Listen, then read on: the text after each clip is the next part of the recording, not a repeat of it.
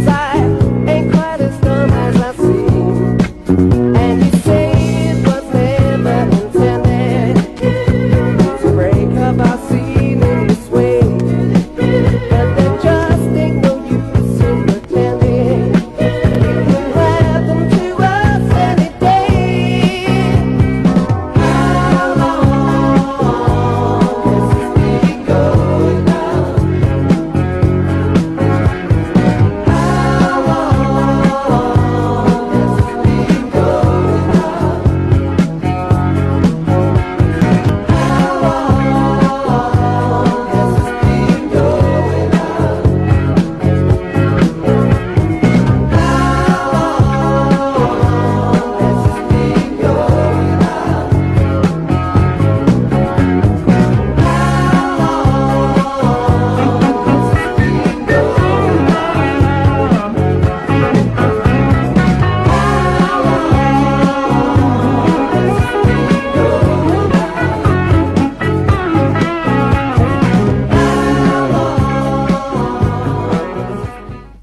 Now playing better music variety, Energy FM.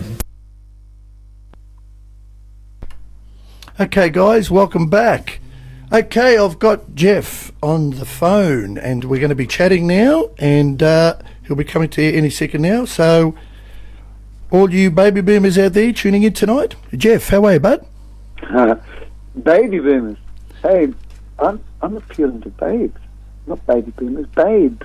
Babes and baby boomers, how's that? Baby boomers. Yeah. Actually, as we get older, and I'm sure you can appreciate this, our audience go older with us, don't they? I love it. They don't get older, they just go older. So they're still pretty hip and cool. But you'd love it with a lot of the... Well, I look at it this way, you know, you get the old ones coming along, but also their kids come along, and you get to see the whole generation of the whole family, so couldn't ask... Yeah, you know, that's right. Well, actually, when we did my Bowie show at the Opera House last year, we did five concerts there, and we ended up with 3 generations of people, like the kids, their mothers, and their grandparents. So, how good's that?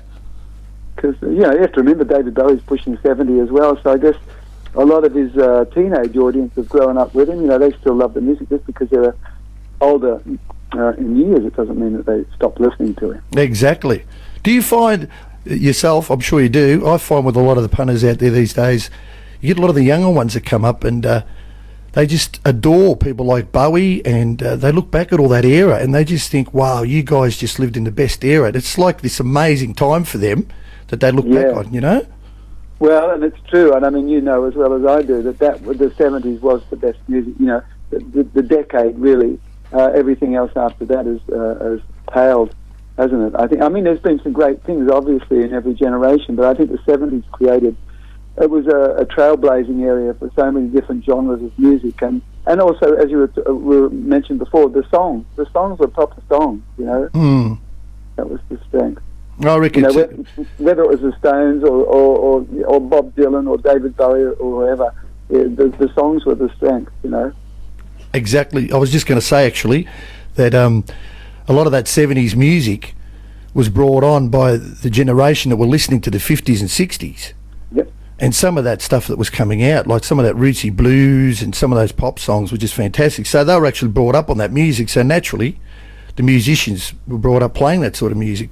In our generation now, it's such a shame because, you know, I haven't got anything against today's music, but you know what it's like. I mean, a lot of it is really garbage material. Well, it's banal, and I guess, you know, unless they've had parents who've been playing groovy 70s or 60s or whatever music to them, you know, as they're growing up, but they're only going to be influenced by a lot of the hip-hop, modern hip-hop, and, you know, a lot of the second-rate music that we hear from America or Europe or England as well. It's unfortunate because the best influences for any musician growing up are from the 70s, definitely. You know, I mean, I feel guilty saying that, but I feel as though that's the truth. Yeah, well, I do too. You know, I'm never guilty saying I pull out my 70s albums all the time, and I still love my vinyl, and I've got them all there and scratchless, and I try and keep them in mint condition. And that was Argent you were playing before, wasn't it? With how long has it been going on? No, that was the Aussie band Scandal with Stuart Kerrison. Oh, was it? Yeah. That was their version of it. Yeah. Did you ever get a chance? Did you work ever with any Scandal at all? Yeah, because the bass player, Michael Smith, was from Adelaide. Actually, the whole band was from Adelaide, weren't they? I think they were. Yeah. Yeah. Well, he runs the street magazine here. I mean, you've got what is it, Beat magazine in Melbourne. In Sydney, it's called On the Street, I think, or something like that. And he's the editor, I think, and he was the bass player in Scandal. Yeah, well, they were a great band. I mean, I caught up with them lots of times at around the traps around Melbourne, and they were one of those sort of legendary little Aussie bands that we had floating around, and you could always go out, and we had the luxury of being spoiled. You could go out 7 nights a week and just see a good band. Every pub had a good band. Yeah, although Melbourne, I still think Melbourne is probably the capital for live gigs, more so than Sydney or Brisbane or Adelaide. It's thriving compared to Sydney, I can tell you. Really? Well, that's good to know. That's good to know. I mean, the only difference in Melbourne is the money is probably a lot less than Sydney, but there are more gigs. I mean, most musicians would probably rather be working for less money, but doing more gigs than, just a scant few gigs that you get in Sydney. Yeah, well, I'm finding it pretty easy to get gigs at the moment, actually. It hasn't been too hard, and for years there, I was sort of getting the old news out just about, but it's sort of picked up a lot. And what sort of music does your band play? Oh, I've got a few different things going, Geoff. I've got a tribute show, Kings of Oz, which is all Aussie stuff. Right. From Chisel to Dragon to Angels, all that sort of stuff. Cool. And then the straight shooters, that's more of the classic 60s, 70s we're talking about, that genre, like the Kinks and Small Faces, that sort of era, the Stones. And then I've just got another thing I put together called Andy Baker Band, which is a little bit of a party band and just for all occasions band. Bar mitzvahs, you name it, we'll do it. Well, that's good. But anyway, look, mate, it's all about you tonight, because I've had so many people ask me, when are you going to get Geoff on for an interview? And I've been excited about it all week, and because you've always been one of my personal idols, I must tell you that. And I think growing up, a lot of singers that I knew as well, we also looked up to people like yourself and Doug Parkinson, and because you had such rich tones in your voice and you had such big full voices.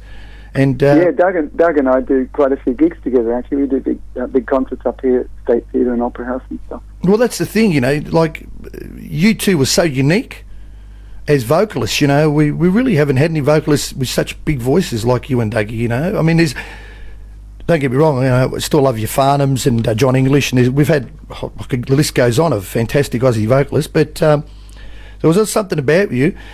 Can I take you back just when it all began for you? You were, around 16, 17? Yeah, I was young when I started, yeah. And well, actually, I was in bands. When I was living in Canterbury in Melbourne, I was in a band when I was 12. 12, yeah, I could dig that. Playing drums and singing. And were you into the, were you eccentric at that age, or did that sort of come on a bit later? Yeah, well, I used to make my own clothes, so I was definitely dressing differently to everybody else. But I don't know how that started. So, and I started wearing makeup very early as well, and nothing's changed really. I don't know what it is in my personality that headed me in that direction. My father always used to say, when he watched me on television, he used to say, "Jeffrey, you've got such a beautiful voice. Why do you have to dress like a pansy?" Yeah, I'm cracking up because pretty close to what my dad used to say to me. Right. Because in those days, I mean, it's only a few years difference between us, and I remember being right into glam rock. Yeah. And I was huge on people like Mark Boland, T-Rex, and T-Rex, and thank God I got to see him at Festival Hall before his car crash. So cool. I can actually say I got to see him live, and he blew my mind. Absolutely brilliant concert. Yeah. But that was the go, and I was the same as you in bands and wearing the eyeliner and the big shoes and all the glittery stuff. And I was finding whatever I could, like Slade, and making hats with silver discs and sticking them on. Yeah. Well, I mean, I think the glam rock movement has never really faded. It's still there are quite a few Bowie impersonators, particularly in the UK. Well, there's not a lot of them, but a couple of them that really trade their lives on impersonating, which I would never try to impersonate, but Bowie has created such a huge influence worldwide, really. You know, not just his music, but his fashion as well. You know, and not just guys. Either. A lot of girls like looking like Bowie, don't they? Yeah. Oh, definitely. Bowie was the first that I can remember as well. You know, he when Bowie came along, that what was it, Pin-Ups? Yeah. Well, before that, you know, he had a couple of albums before that actually. But I think for me, it was the Pin-Ups album that did it with that hairstyle. Uh-huh. And I remember actually trying to trim my hair out and dye. That's when I first got into dyeing my hair, and I never stopped. No, the spiky thing. Well, that was Twiggy on the cover of Pin-Ups with him on the cover of Pin-Ups. Yeah, it was. Yeah. Legendary stuff that is. But okay, look, going back to those early days, being around 17. Yeah, that's 17. 18. Your first gig, because I've watched it a lot of times, and I know a lot of other people have as well. We've watched it on. I didn't see it live at the time, but when you appeared on Paul Hogan doing Easy Street, what are your memories of that? Well, I remember walking into. Because I'm just writing a book. It's coming out. Actually, it's being published by Melbourne Books, a great publishing house in Melbourne, there in Collins Street. They're publishing my autobiography, a pictorial autobiography, and I'm just writing about that. And I recently I just finished that chapter about the effect that I had on straight guys in the media at that particular time. And I remember walking into the Nine Network in Sydney at the time, and Paul Hogan and Strop, remember Strop? Yeah. They met me and they said, "Oh, we want you to sing, but we want you to do a little gay comedy skit with Paul before you sing." And I said, "Sure, that's okay, whatever." And they said, "You're not offended, are you?" And I said, "No, it's okay." You know, everybody's always assumed that I've been gay all my life. No, I've never been offended. And the homophobia, you know, that existed in those days, in the 70s. But you know, I didn't really care. Yeah, I must admit, I had a few battle scars from being beaten up from from guys that used to go around in gangs and what they call it, poofter bashing. Remember that? I remember it used to happen a lot here in Melbourne in the Fitzroy Gardens. Yes. They even had a war zone, didn't they? Because I remember, like some of the old venues, like, being a Bombay Rock or Bananas, the old gigs around Melbourne, and you'd get the big Titans coming in, the toughies, Right. And they'll be pissed, "Hey, mate, dig the band, I guess what we just did. We bashed a few of the old, piffs up in the Fitzroy Gardens," and we were like, "Man, you're sick," But it was that. Look, it was that time we lived in, so that was the way it was, wasn't it? Really. Well, it still exists, Like when I first arrived back from London, after living in London for 10 years, I arrived back here, and I was set upon by a gang in King's Cross here in Sydney, and I was in hospital for weeks and weeks. This gang were trying to kill me, and they ripped my arm off my shoulder, and that's been glued back on, screwed back on. And now I play cricket and tennis. But sounds like something out of Monty Python. Yeah, well, it wasn't very funny when it happened. No. They were trying to kill me, but they didn't kill me. But they did a bit of damage. But at that time, that was in the early 90s, there was a lot of gang bashings going on in Sydney. I'm not sure about Melbourne, but in Sydney it was pretty ferocious. And I remember the tour manager for AC/DC he was murdered by a gang behind a venue here in Darlinghurst. Wow. Around 1991. So it still goes on, and look, I'm sure it still goes on today. Well, in fact, I know it does, but you just have to keep your wits about you when you're walking around, especially looking like I do. I've always got makeup on and crazy, stupid clothes. So, well, not stupid to me, but other people think they're. Well, that's it. Crazy. That's it. Each to their own. I mean, that's the way of the world now. I think it's an open society now. Anyway, I'm pretty relaxed with people out there these days and the way they feel about other people, and their gender and what nationality, and even with the Muslim thing going on at the moment and all that. I think the right people with the right intentions and the ones that got brains pretty much okay out there. Look, it's only a minority that causes problems. I think, to each his own. And look, there's always going to be rebels on the planet, and they're always going to make their mark. And it's always going to happen. It always has happened, and that's okay. So So where you living these days? You're living on your yacht, I think you were saying. I live in a beautiful place. I live right on the harbour of Sydney. Yeah, and good. not in a yacht though, but my balcony overlooks the harbour, right in a place called Elizabeth Bay, which is my front garden is this beautiful little garden called Bear Park, which has a little jetty in my front garden. Beautiful. Fantastic. What a way to go. Yeah. So, do you find that that's an inspiration for you when you were writing your new album? Yeah. As I think I mentioned on the album that I just used to sit on the jetty and write all those songs. There you go. So spot on. Well, with that. I think anywhere, if you're staying or sleeping or living near the water's edge, I think there's a calmness, which seeps through into your subconscious, and you come up with all this creativity that probably wasn't there, if you're living in the centre of the city, away from the water. I think the calmness of it all would just have those nice pacifying vibes going through your brain, and the words come out in the tunes. I could just imagine it, actually. Yeah, beautiful. Nice. But look, I was going to ask you a few things I've jotted down here that I've always wanted to ask you about. In the second Sunbury Festival, going back in '75, you made an outfit of Christmas balls. I've got to hear about that. What brought that on? What made you think of that? Well, as I said, I was making costumes. The less I wore on stage, the more comfortable I felt. So, like I was making all sorts of things. But I found making leotards was really, really easy to do. And also, like I've always been incredibly skinny. And I don't mind, look, I've been on stage naked before. I've got no qualms about taking my clothes off. And I end up near naked in the Bowie show that I'm doing at the moment as well. But back then, leotards were easy to make. And for some reason, I think I was still living at home. My mum had an excessive amount of Christmas balls after she'd done the tree. So I just I sewed them onto this lurex leotard, and I made I knew exactly what I wanted to do. I'd done a little illustration of this guy with a propeller on his head, which was a key rotating, and a propeller, a key on my back. So I wanted to look up like a wind-up doll. So I made that costume. I remember I wore that on Countdown too. As well? Yeah, I think I remember seeing you with that on that as well. How did they take to it at the second Sunbury Festival? Well, I was probably the most bizarrely dressed, I suppose. I think the Sunday before that, Freddie Mercury was on with Queen. Yeah. And I remember...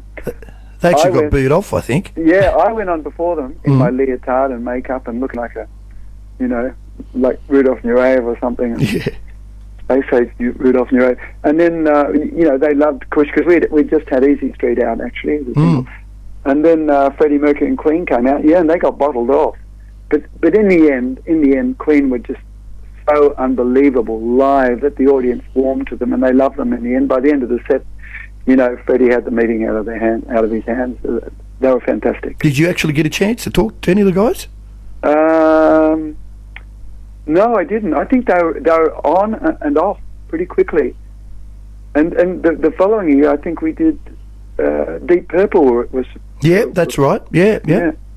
And I remember backstage thinking, I hope we get as big as Deep Purple. They each member had a caravan of their own with a couple of girls supplied. Yeah, of course. In each caravan. Well, hey, of course, being Deep Purple. Yeah, and copious amounts of whatever they wanted. Yes, it's sort of, I can relate to a little bit of that, let's say. Yeah, me too. I mean, look, everybody dabbled, but I mean, we never had that heady supply that some of the top billing bands got. Those overseas bands were treated like gods, weren't they? Well, it was on their rider, wasn't it? I think so. Yeah. You got to supply this much of this and this much of this, and the big C. We want that much, and if they didn't get it from some of the buyers I've read, they'd just kick up a total stink. They wouldn't. Some of them wouldn't go on stage unless they had what they wanted. That's right, and I think. Those same guys now, if they haven't died, they're probably drinking black tea. Yeah. Actually, I was fortunate. I just did a couple of years ago. There's a guy in Melbourne who was managing John Lord. Yeah. keyboard player from Deep Purple. Who's no longer with us? Yeah. No, that's why he died a couple of years ago. But John Lord was doing a spin-off album from Deep Purple with Ian Gillan singing and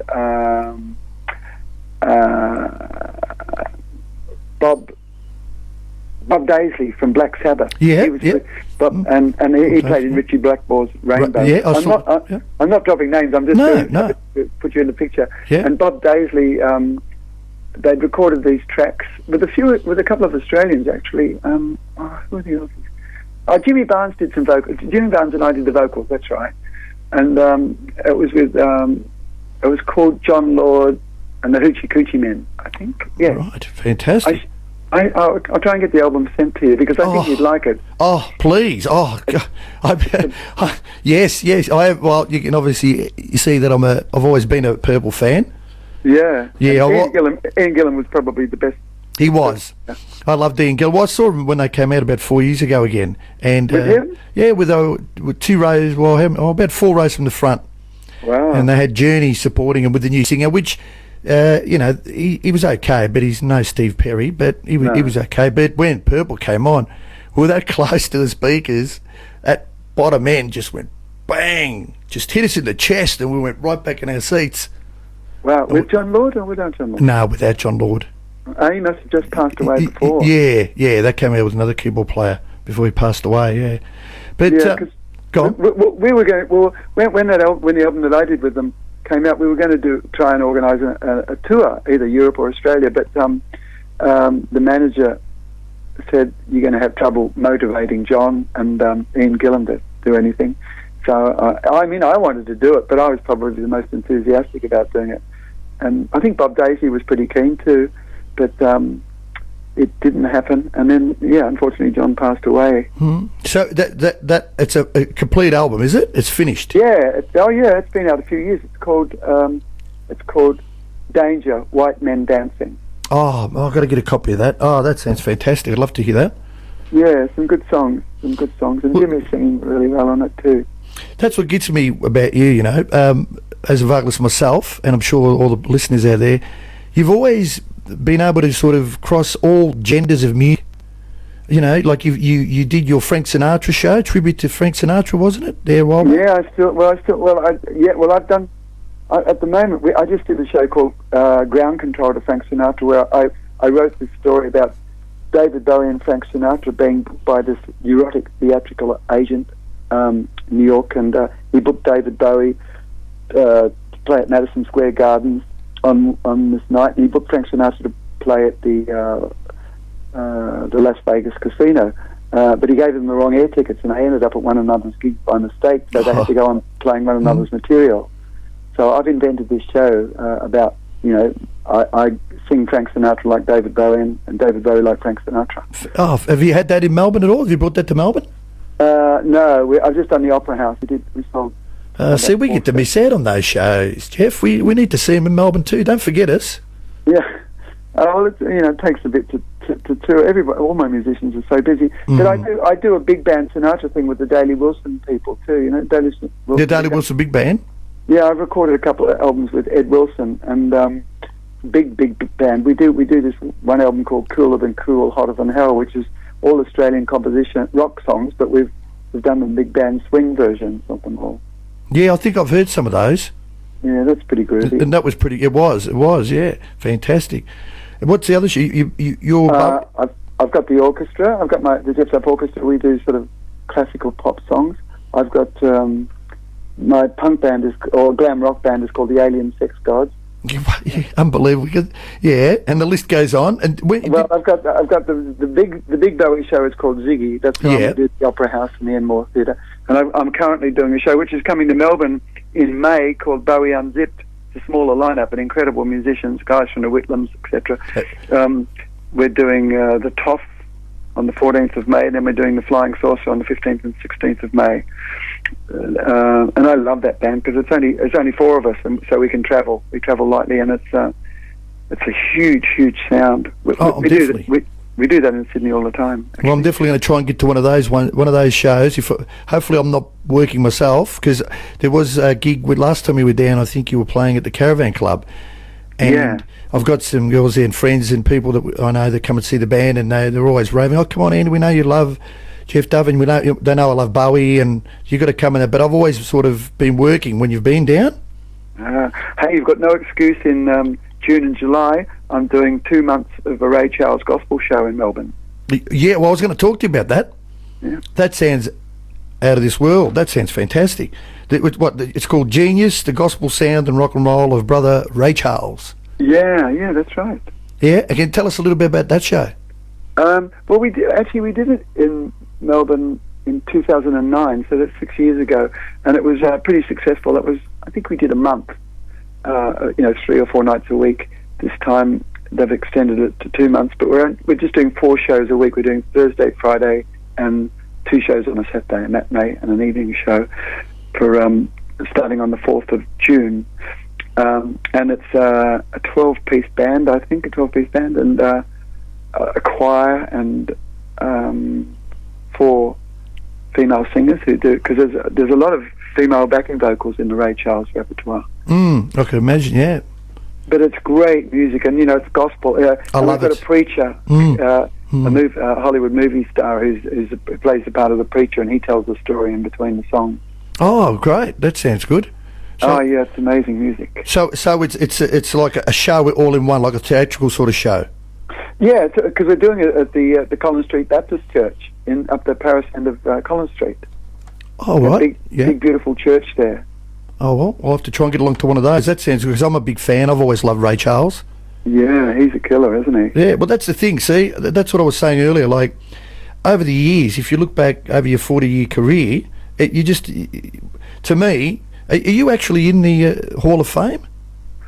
No, and everybody keeps saying it. Look, I'm not saying it because you're on here tonight, but we've got to start up a petition on Facebook, I reckon. We've got to do something, because this is just from the heart, and I'm sure a lot of my listeners would agree.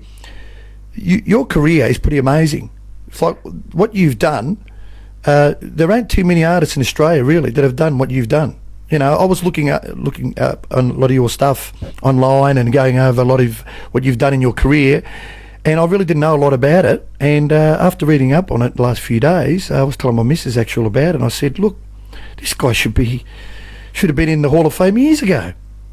Yeah, well, it's funny. I keep pretty quiet about everything up until now, because I've written this book, and I've showed photographs and stuff, from me in London with, when I was signed to the same people that looked after Paul McCartney and the Rolling Stones and Queen as well. So, we were always we'd have to go to parties together for photo opportunities and stuff. So I was handled by some of the best people in the world when I was living in London, and I got to meet my hero as well. It was Andy Warhol at the time, because I was fresh out of Swinburne Art School, so he was my hero at art school. So, but no, and he actually wrote the sleeve note, the caption on one of my English albums, which was great. Well, down the bottom here, made a note of what Andy said. He wrote Sinatra, Presley, Jagger, Popeye, and now Duffo. Andy Warhol, 1980. Yeah. That blew my mind when I read that. Look, you're such an acclaimed artist, and you're still going strong. See, that's the great thing about it. Like your new album is just simply world standard. Walking on Eggshells, it's just one of those tracks. As soon as you hear it, I try not to play it now as much as I can. I only play it when I have to, because once I've played it, the damn thing stays in my head for 6 hours. I can't get it out of my head, when you get those songs where you think, no, go away. Well, that's a good sign. It is a good sign. It's a brilliant, it's a great album, and I've been lucky and fortunate lately that I've been sent some really great Aussie albums. And it was produced by the bass player from Icehouse, and also the drummer from Icehouse plays on that one too. So yeah, pretty groovy company. I was going to ask you about that. Well, you've got the Steve Bull. Yeah. Yeah, he produced the album, and he wrote some of the tracks with you. Obviously, he half wrote the them album. all with me. Yeah, he's a very talented musician. And I reckon. As is the drummer. Well, they added. You can tell on this recording, they've added that, just that extra little bit of that power pop sound to it. Like it's just got that nice feel in all the songs. It's production's excellent. That's probably the problem, that it's nice. Then you want it to turn it to be a nice album?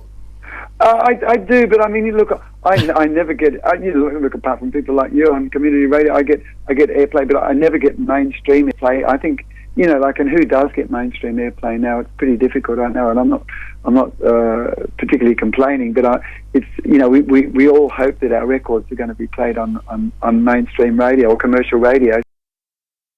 So that, why not? Zeppelin did it for years, so. Yeah, but I've recorded 27. 27. I'm doing my 28th now, yeah. Yeah, so 20, to think, 28 albums and you're not in the Hall of Fame. It's a joke. But I don't mind. You're pretty humble and you probably would, it probably doesn't worry that much, but I think you should be because it's a well-deserved thing. But hey, look, I'm sure it's not too far off. Well, I'm not chasing accolades. Yeah, of course, with my music. I just like the idea of people hearing what I do, as you do too. I'm sure it's pointless playing to nobody with having no audience. It's nice to have an audience, isn't it? Yeah. Well, look, I started doing this community station here. I'm in Sunbury, up in the hill. Got a beautiful view of Jackson's Hill. And a few years back, I was thinking about it. I thought, why not? I've got a passion. I love music. I listen to it day and night. I've never really done anything. Pretty much my life has been 40 years of music. So, right. To me, it might be raining, hailing, snowing, it doesn't matter. I always say to my listeners, look, if they're willing to hang in there with me till midnight, I've been known to go to 1:45 even, whatever. But if they're willing to hang in with me, and I know that they're at home and listening to me while they're doing the other stuff and live streaming it and enjoying the evening, that makes my night anyway, Oh, that's great. We're not on air now, are we? Yeah, we are. Oh, we are. Okay. See, I don't want to be hogging your show. No, well, that's fine. No, it's not hogging it, mate. As long as you want to keep talking, we're fine. Yeah, no, I'm just writing the final chapter in my book here. But somebody asked me, somebody Facebooked me, isn't Facebook wonderful for this connection? It is. Incredible. Yeah. I think that's how we've hooked up, isn't it? Yep, definitely, yeah. But a couple of your Facebook fans, they messaged me before and they said, you have to tell Andy about the fact that you live next door to David Bowie for 10 years. That's right. I know Trish. That was Trish. Yeah. She inboxed me earlier. She said, don't forget to ask him. And I said, yeah, well, I'm sure you already have. Yeah, but it's funny because when I arrived back from London, I moved straight into Elizabeth Bay and I'm still here 20 years odd years later. I haven't moved. And I was working in a little club, singing in a little jazz club in King's Cross, just around the corner from where I live. And all of a sudden, one day I was walking home just by my local coffee shop, and these guys came up to me and they said, "Are you the guy that sings around the corner, aren't you?" And I said, "Yeah." And they said, "Do you want to come and say hello to Dave?" And I said, "Dave?" "Yeah." I said, "Who's Dave?" Mm-hmm. And they said, David Bowie in the coffee shop there. I said, "Yeah, sure." Oh, yeah. I'd already met him in London before, but anyway, he wasn't in disguise, but he'd grown a little bit of a beard, and nobody really recognised him. It was when he was here doing recording Tin Machine. His punk band. Do you remember his punk band Tin Machine? Yeah, I do remember it. Yeah. Yeah. I remember the name of it, but I can't remember any of the material. But I do remember the band. Yeah. Yeah. Well, it sort of passed by pretty quickly. But he was here, and he lived next door to me in a place called King Koppel, and I lived in a place called Erseldoorn. And I didn't even know he was there. He lived there from 1982 until 1983 until 1992. But he wasn't there all the time. But that was his residence in Australia. And every now and again I'd bump into him in the Elizabeth Bay Road. But it was kept pretty quiet though. Otherwise he would have had people hounding him, I guess, or stalking him. For sure. And how was that? Did he remember you? From London? No, I didn't really remind. Look, he would have met half the population of the planet. Yeah, exactly. Of course. And I can hardly remember when people come up to me and they say, "Oh, I remember you from Quish. Remember, Brighton RSL or whatever." I was saying, "Well, I can't really." It's hard, isn't it? I get that myself with gigs from the old, like the 70s and 80s and that. To be honest, I don't remember much about the 70s and 80s. It was just one big party, but sort of got it together in the 90s. And these days, do you find, how do you feel these days, like with all the work you do, because you do a fair bit of work, I do more than anybody. It's unbelievable. Now, I've never worked, well, I don't call it work, it's fun. It's fun, yeah, of course. Yeah. Work is something you hate doing. Exactly. I I sing for fun. You know, I don't even care about the bickies. I don't care about the money. I'm alone on the planet. I'm single, and you know, I've been single for a long time. I live on my own, or I love it on my own. Yeah, I haven't got time for anybody permanent in my life. And the money thing, if money comes, it comes. Well, if it doesn't come, I don't care. Well, I agree totally with that. I mean, you can't take it with you, as the old saying says, but at least you know that you've lived a good life singing and going around the world and playing what you want to play, you know. Like, in the early days as well, I made a note here, which I found quite interesting too, was in the early 80s, you know, when you moved to London? How did that come about, Civil Trots? Well, I was with a couple of record labels in London. When I arrived, I thought I was a punk, but of course I was always too nice to be a punk.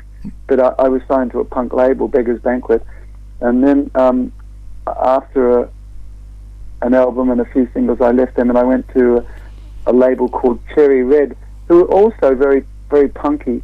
But they had the CEO of Cherry Red Records was he had fairly left field musical taste, and Frankie Goes to Hollywood were just recording an album just up the road from where I lived in Notting Hill Gate, and I remember hearing Relax. Remember Relax? Oh, of course, yeah. Relax, don't do it. Yeah. The old Frankie. Well, anyway, I found the whole thing. I mean, it was incredible music. You know, Trevor Horn produced that album, which was a massive. It was bigger than any Beatle album at the time. I actually liked it. I thought it was a good album. Yeah. Oh, yeah, amazing production. Yeah. And you know, he had, you know, because I used to see all these people going into the studio, like at 3 and 4 in the morning, like guys from Yes. Wow. And, all these guys, you know, playing guitars and stuff. I used to think, I wonder who that is. And it was Frankie Goes to Hollywood with Trevor Horn. And I found the whole thing amazing music, but I found the whole episode really, really funny because most of the guys in the band proper couldn't really play their instruments. Hence, Trevor Horn was hiring all these gun musicians. Gun musicians to go in. Oh, of course, being guys from Yes as well. Yeah. So I started writing a parody called Cyril Trots to Wagner instead of Frankie Goes to Hollywood. Oh, yeah, right. Wagner Regis is apparently the worst holiday area in Britain. You know, there's pebbles instead of sand, and there's donkeys on the beach and everything. It's not the sort of place you'd want to have a summer holiday. But anyway, so I invented this guy called Cyril Trots, and I did a parody of Frankie Goes to Hollywood. We recorded all these songs, Frankie's songs, and a few other things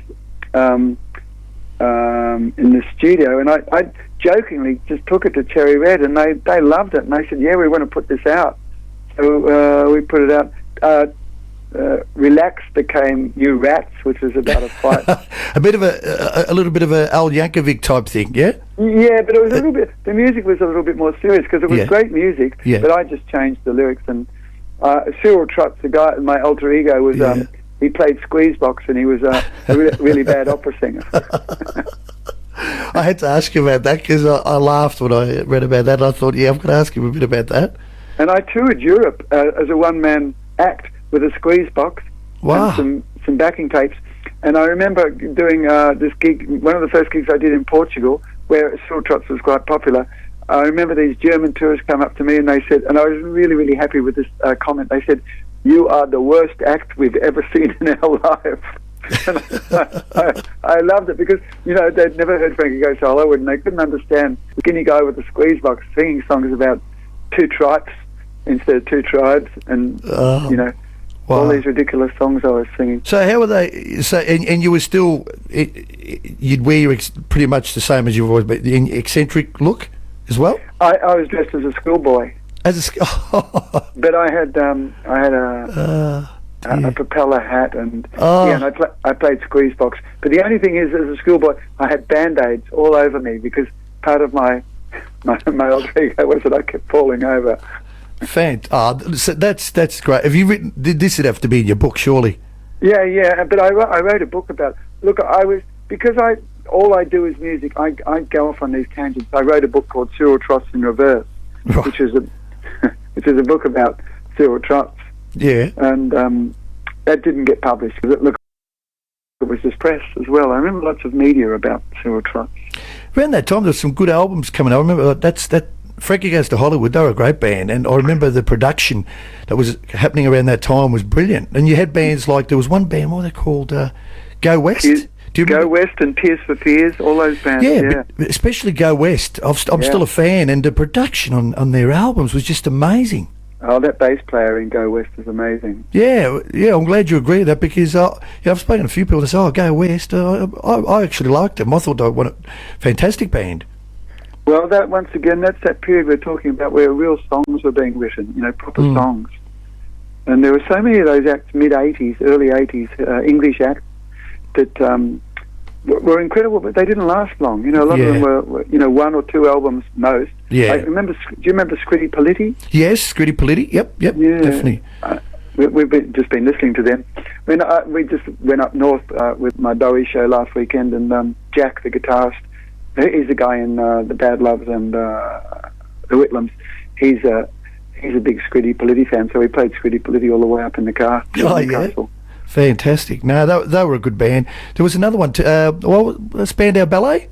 Oh, yeah. Well, they've been out here recently. They've been out recently. I mean, they always had some good songs as well. And, there was a few. And then there was the Shockers, of course. There was a few there that you thought, why did they waste their time doing it? But the production was always good. Well, there was a strong keyboard and synth, wasn't there? Remember Howard Jones and Thomas Dolby and all those. Well, I remember that was a period where I was doing a lot of cover bands and working around Australia, and I'd be going through keyboard players like every couple of months. They'd either want more money, couldn't afford to pay them the extra, someone would pinch them off you, or they'd say be out there trying to find another keyboard player, because it was just a big thing. You needed that synth player in everything you did. Yeah, they were like the guitar heroes of the day, weren't they? Were they ever? And they knew it, and then they'd start hitting you for more money. Yeah, but they had to have the right haircut too, I reckon. And they did. And they always got the girls in, so they thought, I'm going to lose both ways here. We're going to lose the female sector of the show, we're going to lose a keyboard player. Oh, all right then, we might have to do something about his pay here. That's right. Remember A Flock of Seagulls? Yeah, that's another one. Yep. They used to call them in London A Flock of Haircuts. Yeah, well, Haircut 100. Yeah. That was another one around the time. All right, look, a couple of more things, Geoff. Just funny things I thought people would be interested in that happened over the years that were great. Your on-stage arrest in Ballarat. Yeah, well, do you remember that? The fancy dress ball. Not most of them, but quite a few of the strange things that have happened to me have happened in Melbourne. Yeah. That was in Ballarat. But believe it or not, there was a short list of bands for this art. It was an art school fancy dress ball in Ballarat, about Ballarat Civic Centre, and that was between us, Skyhooks, Daddy Cool, and maybe Spectrum. I think it might have been. Anyway, they chose us because I dressed a little bit more arty, I guess. So we did the gig, and I remember I used to get lonely on stage because there'd be long guitar solos. So I used to go out to the sex shop and buy these rubber dolls, and I'd dance around with them on stage. But as it would happen, I remember the road crew used to get stuck into the rubber dolls and puncture them and destroy them. So I was still wearing leotards or next to nothing. So I cut up a couple of rubber dolls and made them into a costume, and I had the breasts on the front of my leotard, and I had the girl's face on my crotch. I've seen a picture of it. Yeah, with an open mouth. Was that the picture that they actually put on the old Sunday Observer? Found guilty of... Well, actually, I didn't get found guilty, but because there was so much press, it was on the front page of the Sunday Observer, and it was in all the press, that the judge said, because it's caused so much controversy, we're going to have to charge you, but we don't know what to charge you with, because I wasn't really doing anything wrong. Yeah. The girl's the plastic face on my crutch had an open mouth. Yeah, that's right. But there was a pipe inside the mouth, and I pulled the pipe out. And there was strobe lighting, and all these girls down the front thought that I had my willy out. So they went up to the police, and the police came back, and they saw me with this pipe in my hands underneath the strobe lighting, and they thought I was masturbating on stage. So they hauled me off stage, and I said, but I haven't done anything wrong. This is an art school ball. Everybody's in fancy dress. This is just another example. Anyway, it made the front page the next day, on Sunday Observer, and they had a photo, and next thing I knew, I was in court defending my honour, and we got fined $60 or something, and I can't even remember what I was charged with. It would have been a minor charge. It might have been offensive behaviour. Offensive behaviour sounds like. Well, look, I suppose it would have been all right for your career anyway, because it made the front page of the Sunday Observer, so we had people talking about Geoff Duff, wouldn't it? So yes, but the only thing is I was still living at home with my dad Oh, and mum. And yeah. I remember the Sunday Observer used to get delivered on our front door. yeah. Oh, I And used to read it. Yeah. Yeah, and I woke up and there it was staring at me, this picture of me with this this rubber doll wrapped around me. Okay, how old would you be? Because that was in the mid-70s, wasn't it? Around 70s? Yeah, it would have Yeah. been, I don't know, 24, 20, something like that. Yeah. I don't know.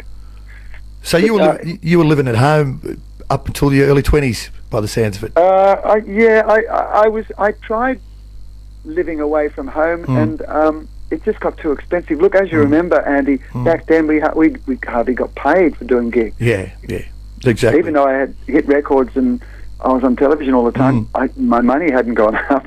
Yeah, no, I've spoken to a lot of recording artists over the years. We've had little chats about it. A similar thing, yeah. No one really made much money out of it. So they said, Andy, because I've always done the cover circuit all my life. I was in a few original bands and that in the late 70s, early 80s. But then from then on, I thought, well, I got into the cover scene and never looked back, and I sort of made a good living out of it, so I can't complain. But I remember talking to a lot of recording artists that said, look, Andy, you didn't miss out much, mate. You mightn't have had the hit albums and the hit songs out on the radio, but you've played to the masses, you've travelled, you've done what you wanted to do. So, there wasn't that much money in those days for anybody, really. Well, look, it's still the same. Look, and I think tribute bands or cover bands rule the world at the moment, because, like, even the top recording artists, original recording artists, are doing cover shows. Look, we just got back from doing my Bowie thing up north, and, like, Diesel's doing a Motown show. Rick Price is doing an Everly Brothers show. Doug Parkin's doing a Motown thing.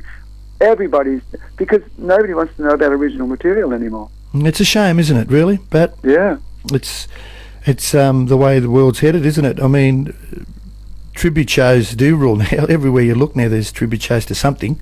Yeah, I mean, without being people, it's a little embarrassing, I think. Now, that's why anything I've ever done, I've always looked at it, because we do a lot.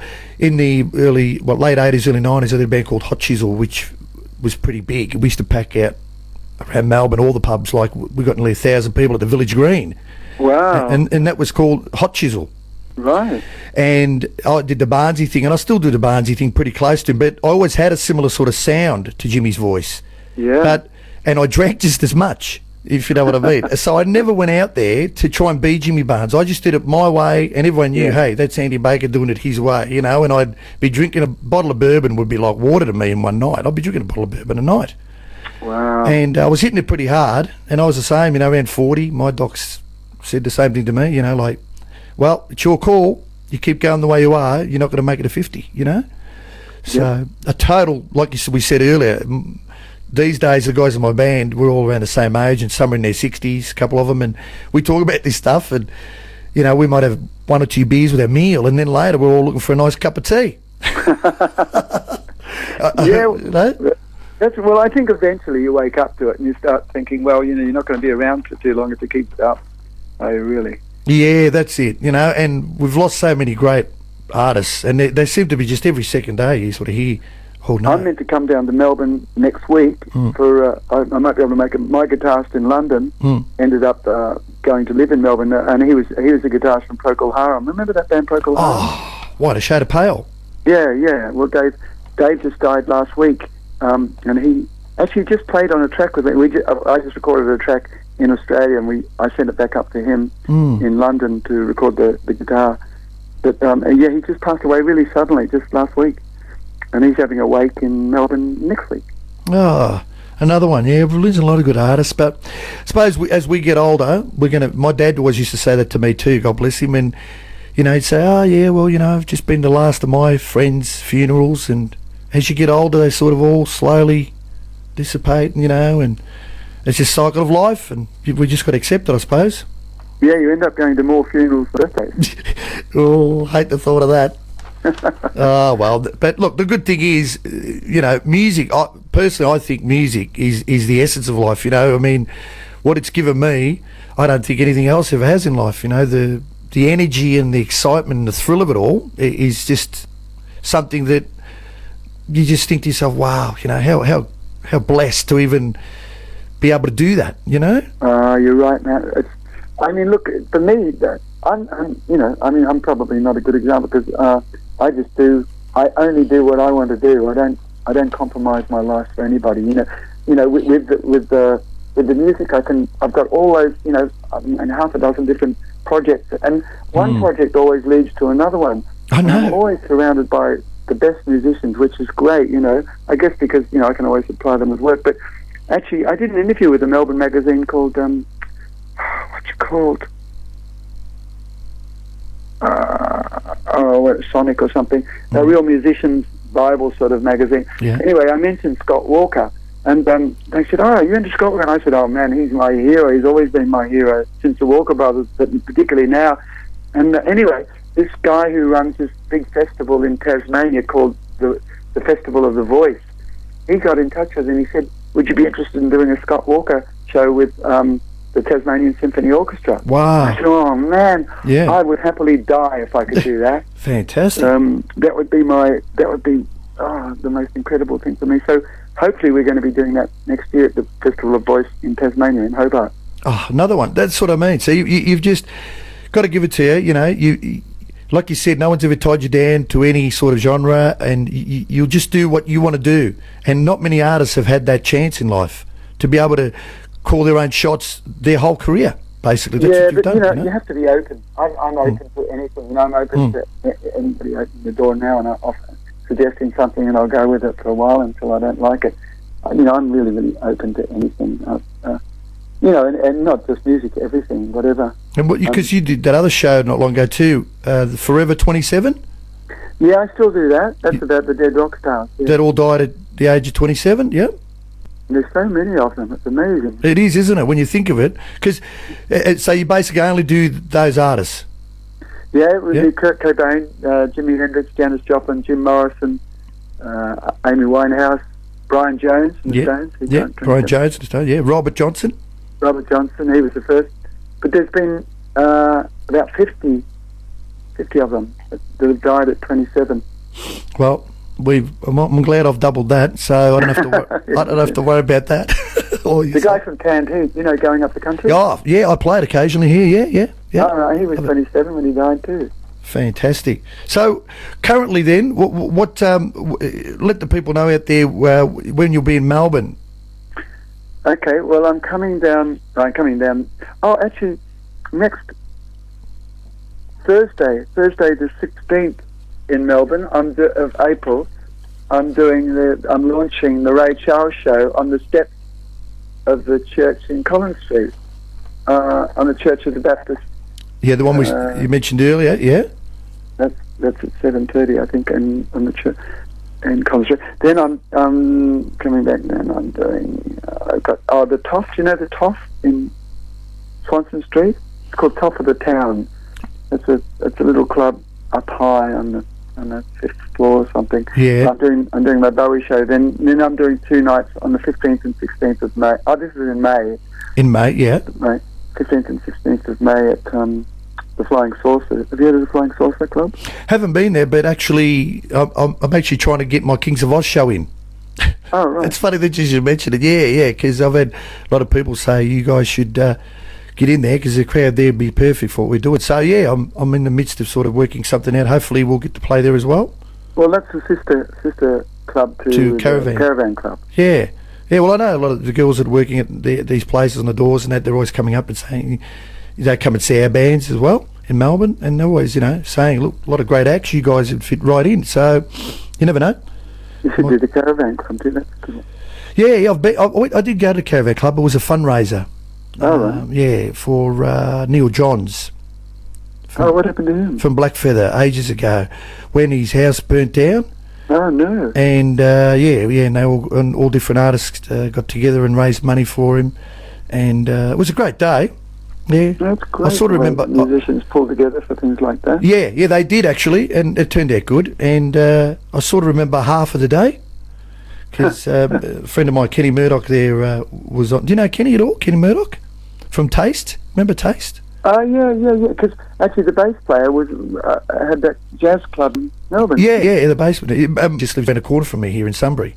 Oh, right. And we see each other all the time. They're actually just completed a brand new Taste album. Really? Yeah, I like it. So Wow. I'll flog a bit of that on the station as well when I get round to it. Oh, that's good. Yeah, I mean, Michael's a very talented bass player. I'm not sure. I don't think I ever saw Taste, but I remember them. Yeah. Yeah. Well, I think Ken's told me stories where he actually they got a chance to meet Freddie and all that, and he really liked Taste. Oh, wow. Yeah, Freddie Mercury was one of his idols. Yeah, he loved Freddie Mercury, and they met him, and they said they were big fans of Taste at the time. Yeah. He's told me a few good stories.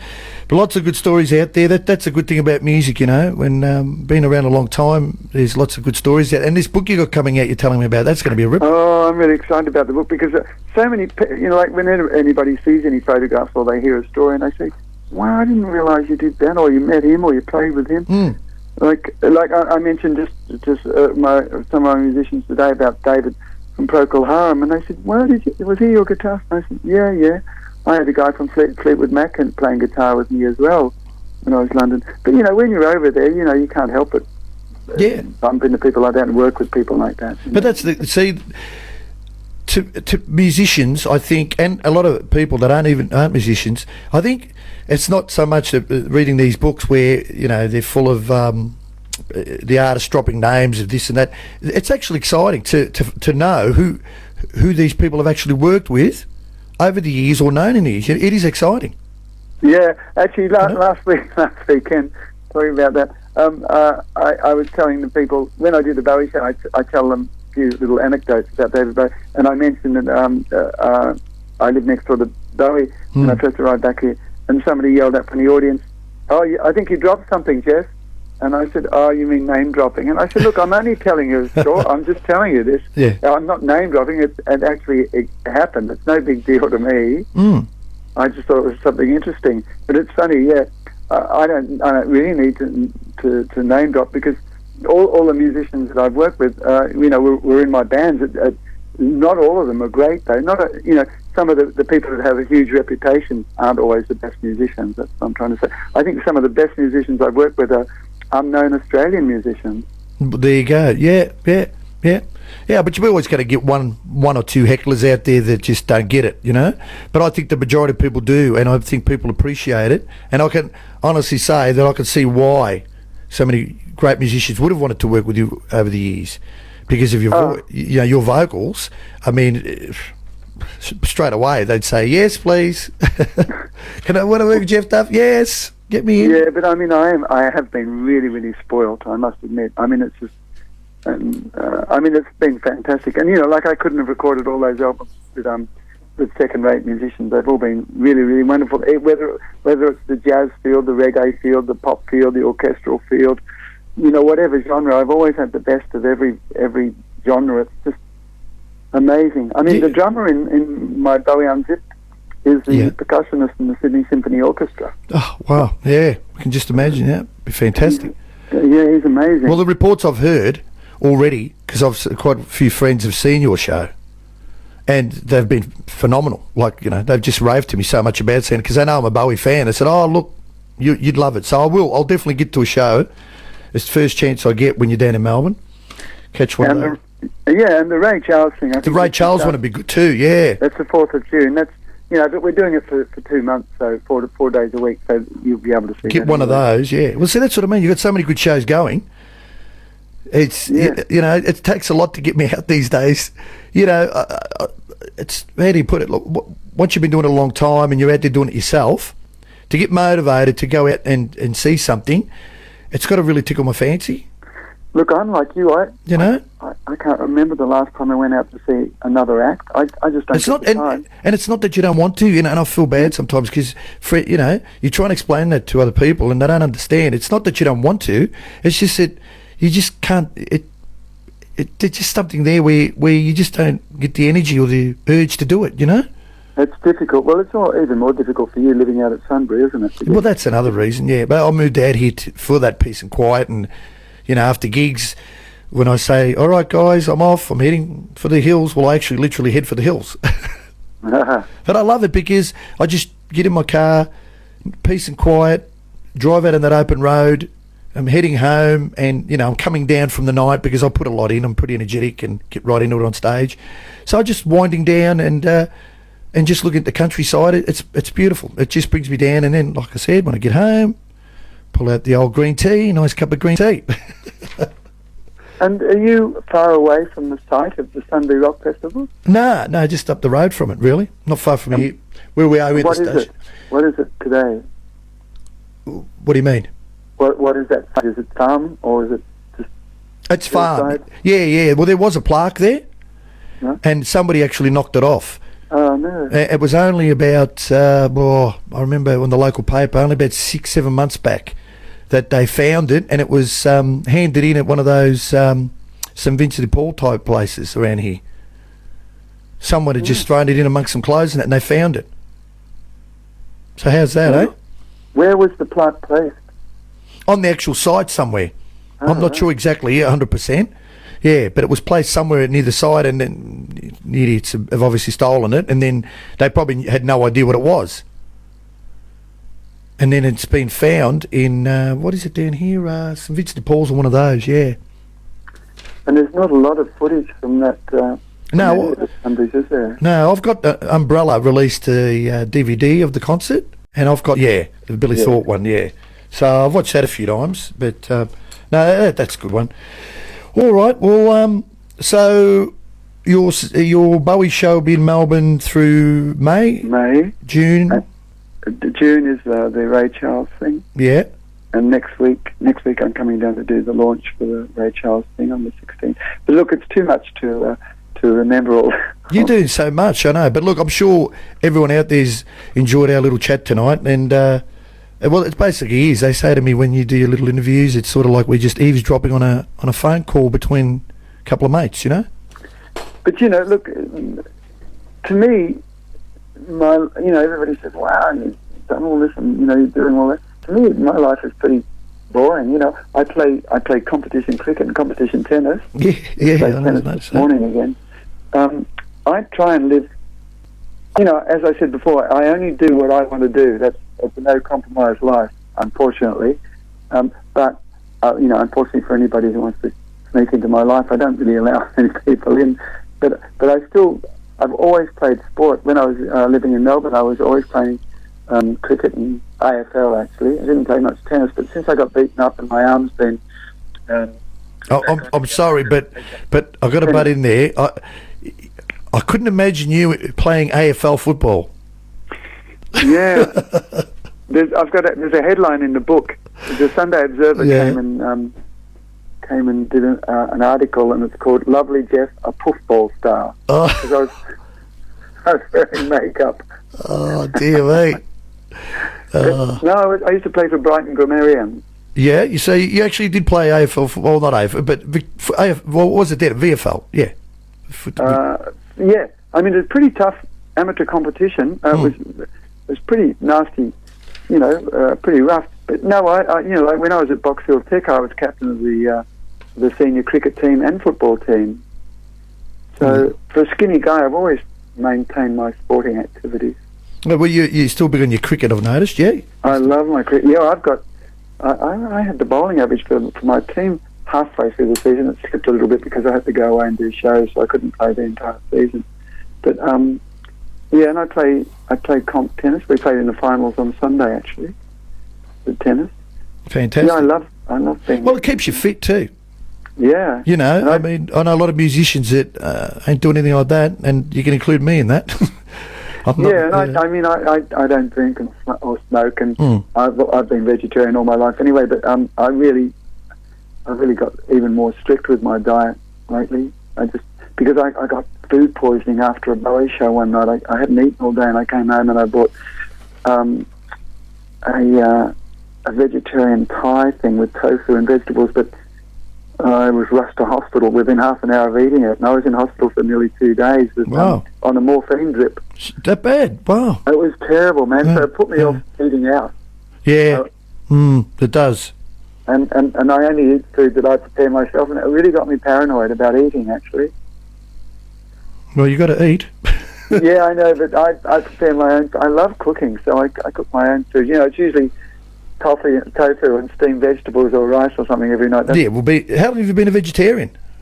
Just about all my life. Yeah. That's probably why you've stayed thin. Yeah. So thin all your life. I people ask me how I managed to stay so thin. It's my diet, but it's also because I play sport so much. But I tell you one good thing about staying thin all your life, you don't have to worry about diabetes a lot of the time, you know?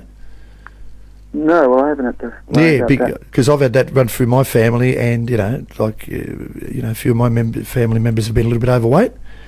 And you? And yeah, no, I've actually started losing a little bit off my stomach, and that was from probably a little bit of extra beer I drank over summer. But I'm finding now that I'm picking up a lot more gigs, and I'm pretty active on stage, and I'm always jumping around and running around the crowd, and with my cordless mic, I'm a very out there sort of front man.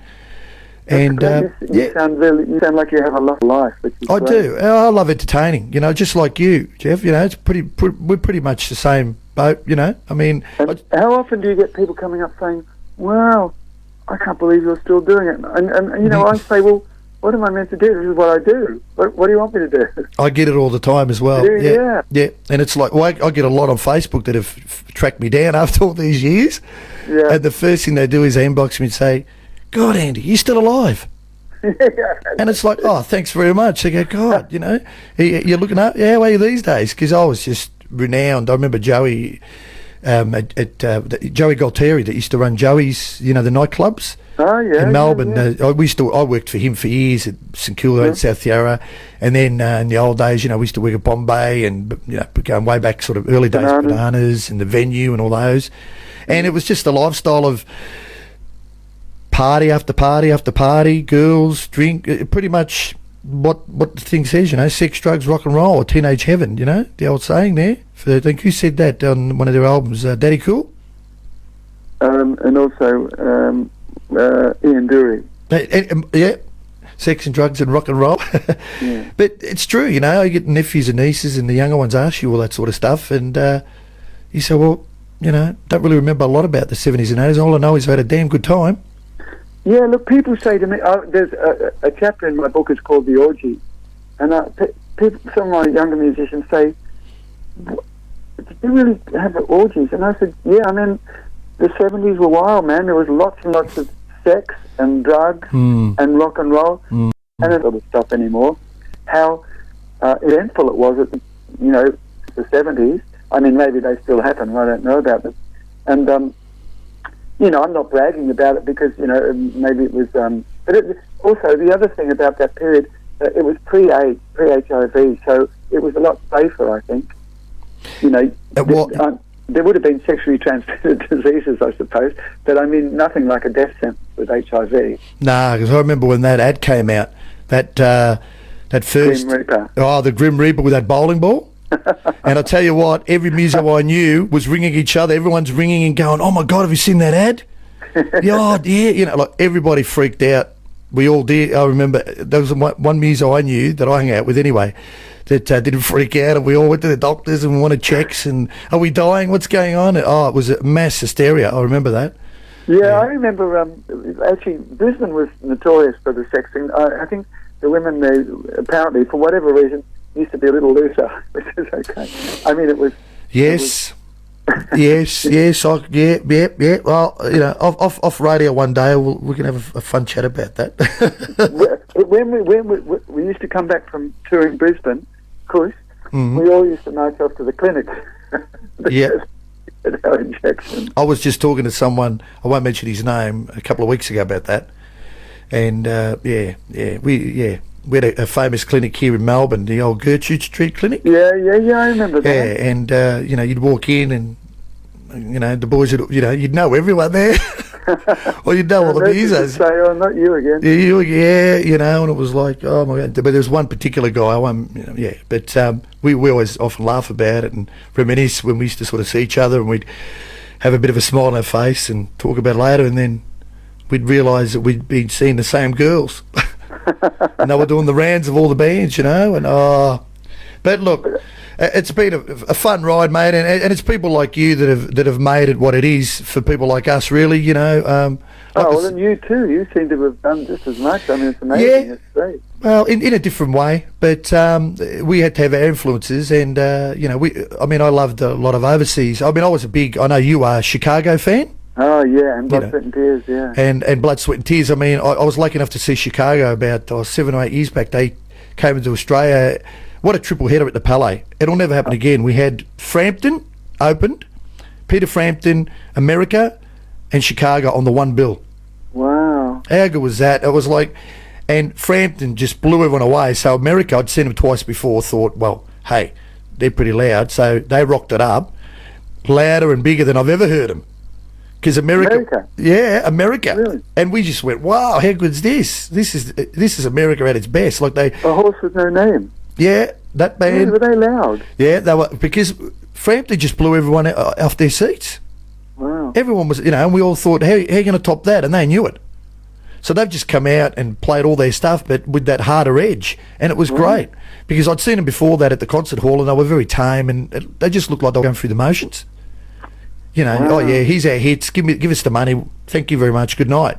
But at this concert, they just outdid themselves. And then Chicago just came on and bang, absolutely tore to shreds. Well, see, I've got another band called The Prophets, Geoff, Duff and the Prophets, and we had the guitarists from Chicago come and record our album with us.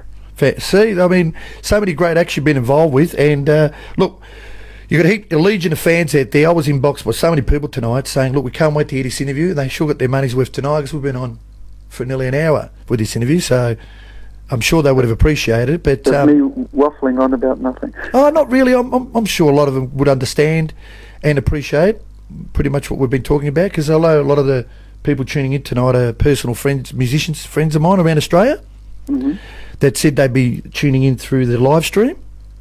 Well, they should realise that they've got a star in you as well. You know, they should realise that you know, you're doing a lot as well musically, and you know, you continue to do it. And you know, they should appreciate the fact that you're on radio, educating them as well with some of your music.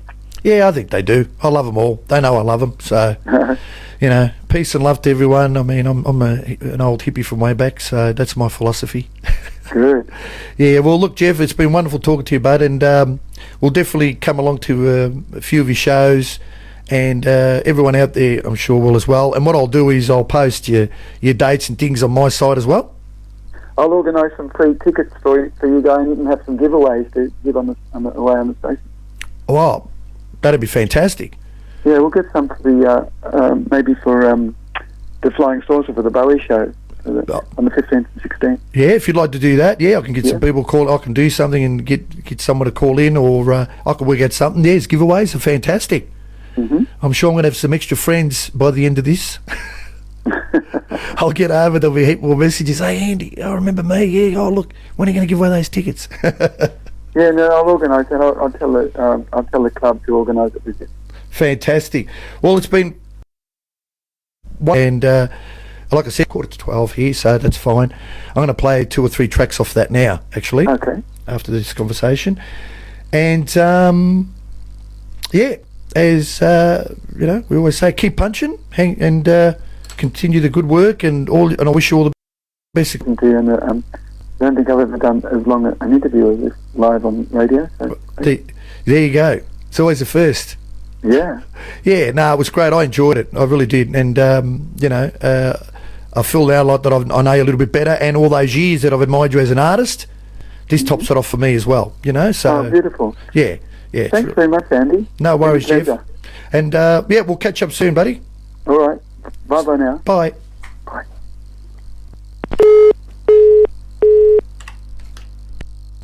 There we go, guys. That was the interview with Geoff Duff. Hope you enjoyed it. It was a fairly long one, but well worth it. I really enjoyed it, and I'm sure a lot of you out there would have. And the legend that is Geoff, and he'll be out here, and it looks like I'm going to be lucky enough to get some tickets from him to give out on my show. So stay tuned for that. But I'm going to actually play you some of his songs off his new album, Walking on Eggshells. You're listening to Rock and Roll Highway on 99.3 3NOG FM.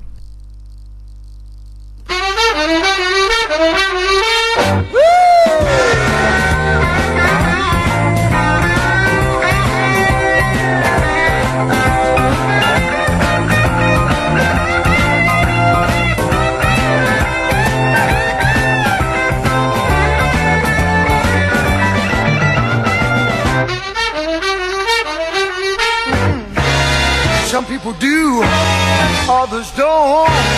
Some say they will and then they won't. They're living, they are living on easy street. Ooh, when I'm with my woman, I'm living on easy street. Yeah, yeah, yeah, yeah.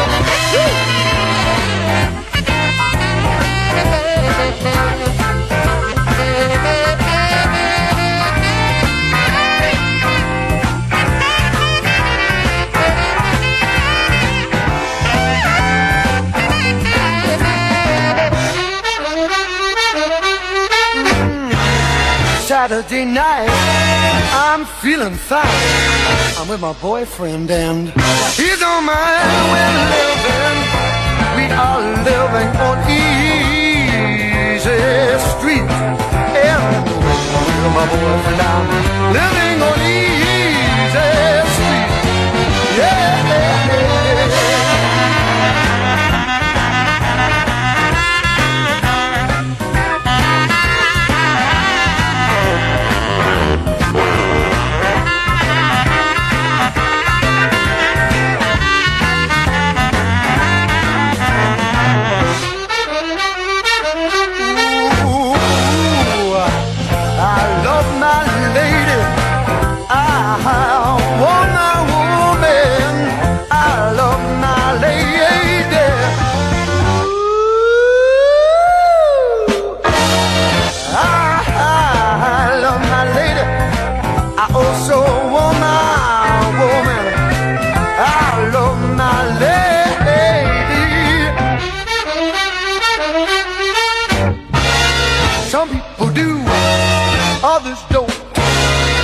Say they will and then they won't.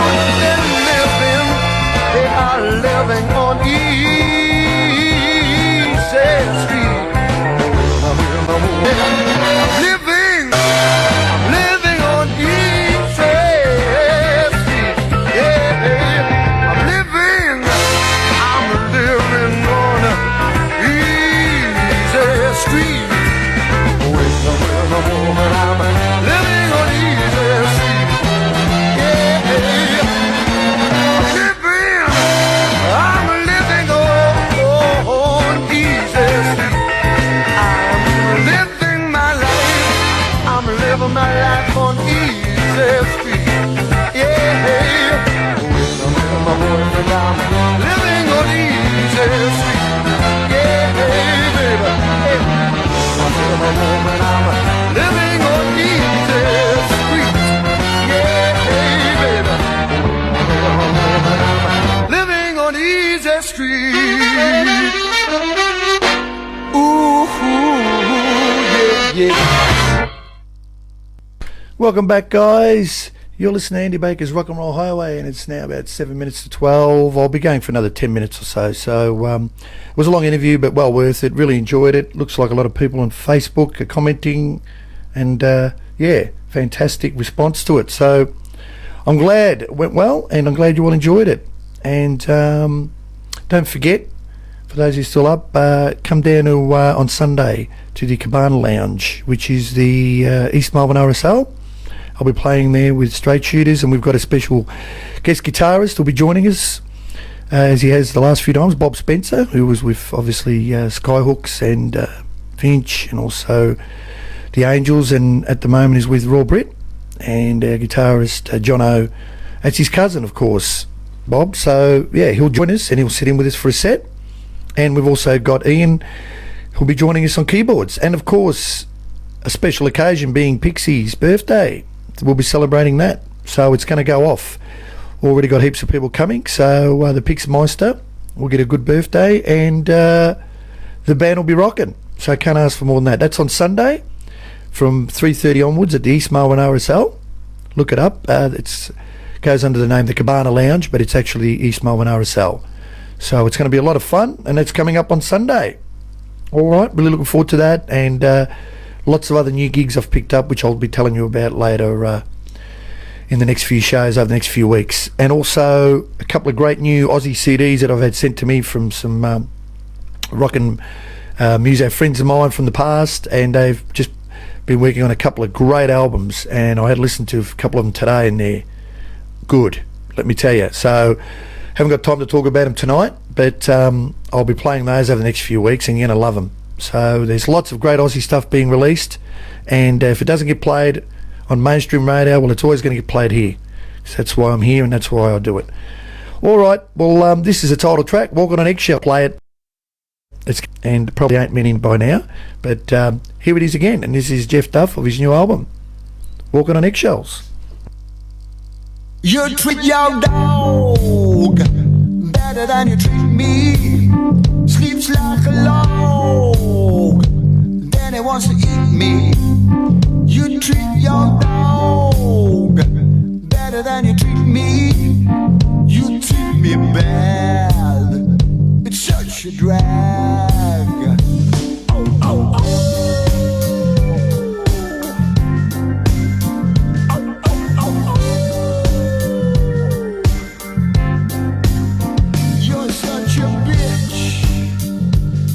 I can tell you, you act like a witch.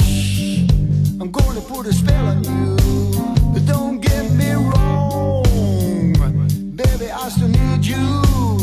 So treat me right. Don't wanna fight. Listen, I hate you.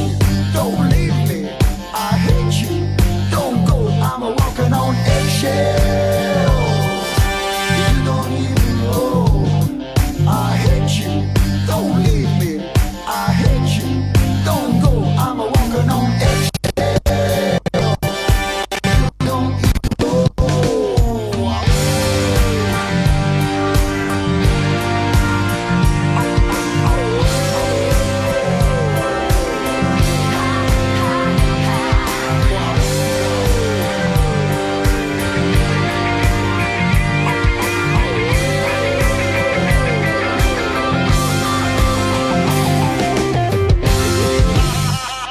Cry like a hound when you try to leave me. So please don't go. Hey baby, don't you tease me. And don't call me names. It's not me who's to blame. If you don't mind, treat me kind. I hate you, don't leave me. I hate you, don't go. I'm a walking on eggshell.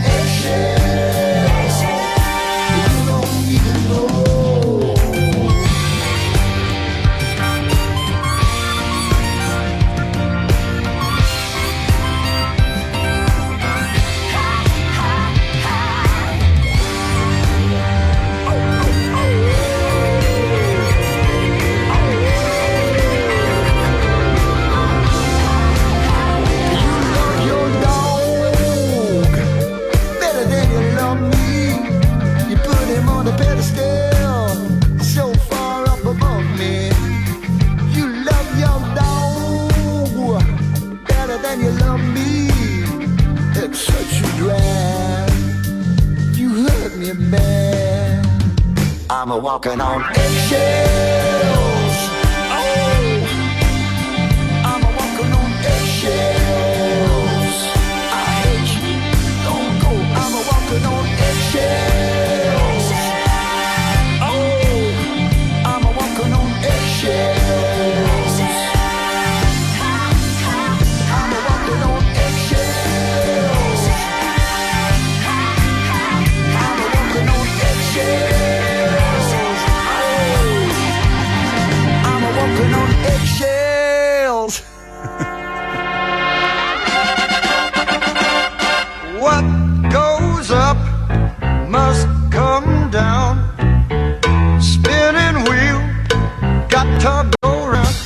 Ride a painted pony, let the spinning wheel spin.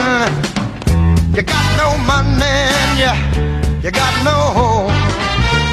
Spinning wheel all alone. Talking about your troubles and you never learn. Ride a painted pony, let the spinning wheel turn. Did you find the directing sign on the straight and narrow highway? Would you mind a reflecting sign? Just let it shine within your mind and show you the colors that are real.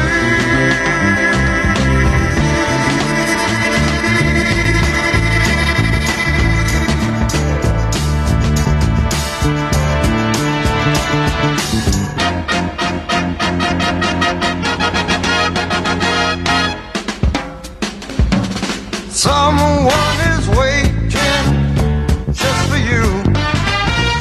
Spinning wheel, spinning true. Drop all your troubles by the riverside. Catch a painted pony on the spinning wheel ride.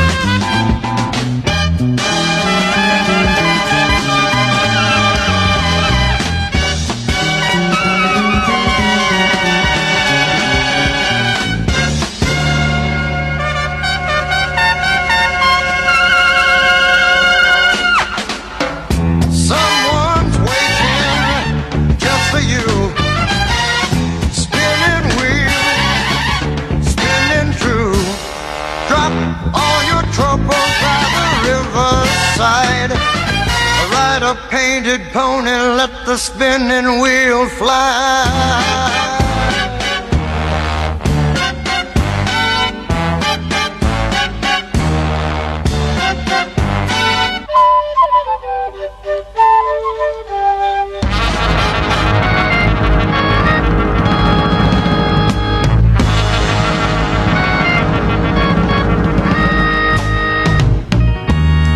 I lost that love before you got mad and closed the door. But you said, child, just once more. I chose you for the one. Now we're having so much fun. You treated me so kind. I'm about to lose my mind. You made me so very happy. I'm so glad you came into my life.